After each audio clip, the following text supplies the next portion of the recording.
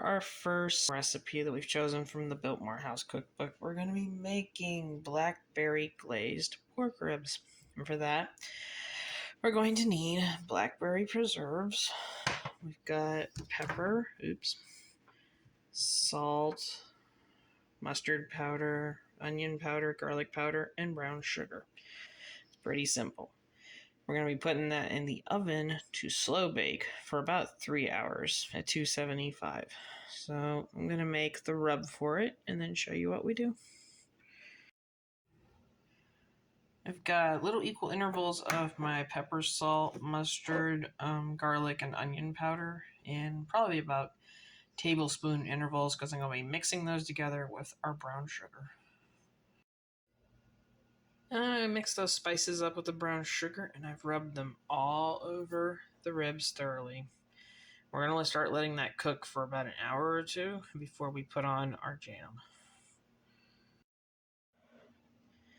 While those ribs are baking in the oven, we're going to be making our goat cheese risotto to go with it. And for that, we're going to need chicken stock, butter, oregano and parsley, fresh cut basil, salt and pepper, goat cheese, Parmesan cheese, and rice. So let's get going. Okay, we're going to be putting that butter in the pan, letting it melt down. We are going to be putting in our rice once that is all melted, and we'll stir that around some. Once the rice has had time to marry with the butter a little, we're going to be adding in a cup of chicken stock, potentially 2 cups, but I'm going to start off with a cup and see how it goes. And once our rice is to a starchy, cooked down state, I'm going to be adding in our salt and pepper, our parsley and oregano, and our fresh basil. I'm going to be giving that a good stir.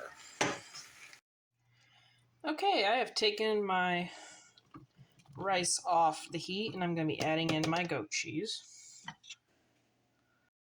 And adding in my half a cup of Parmesan.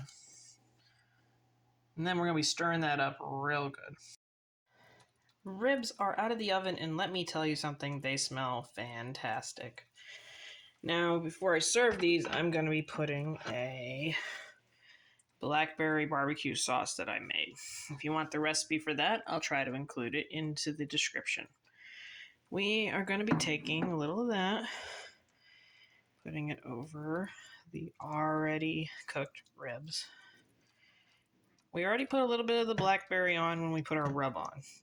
And I forgot to mention that earlier. I am so sorry.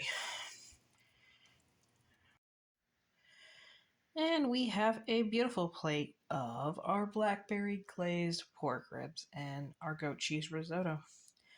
Now, our book suggested that we paired that with a lovely white wine, so I have chosen the Masterpiece Collection Biltmore white wine for the summer, which is supposed to have hints of plum in it. So we're going to open that and try a little glass of it and try everything and see how it goes. All right, well, we've had a slight bite from everything, and I have to say this is a delicious meal. I was actually really surprised to find ribs in the Biltmore House cookbook, but the blackberry gives it a very sweet flavor, so if you don't like sweet ribs and you're more into savory ribs, then this is not the dish for you. However, I'm fine with it. And the risotto has just enough cheese in it not to be super overly overwhelming cheesy, but at least have cheese in it. For anyone interested, the Biltmore House summer wine is very, very... It's not super fruity. I'm trying to figure out how to put it. It's more of a fragrant wine. Almost like... It's not super sweet, but it's definitely not like a red wine. So it's not strong. You can definitely taste the plum in it and the other stuff that was there.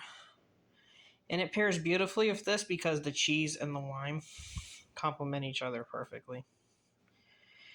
Well, this is our showcase of summer food from the Biltmore House. Fall, we will be showing you a meal from our fall menu for the Biltmore House and giving you some more information about it.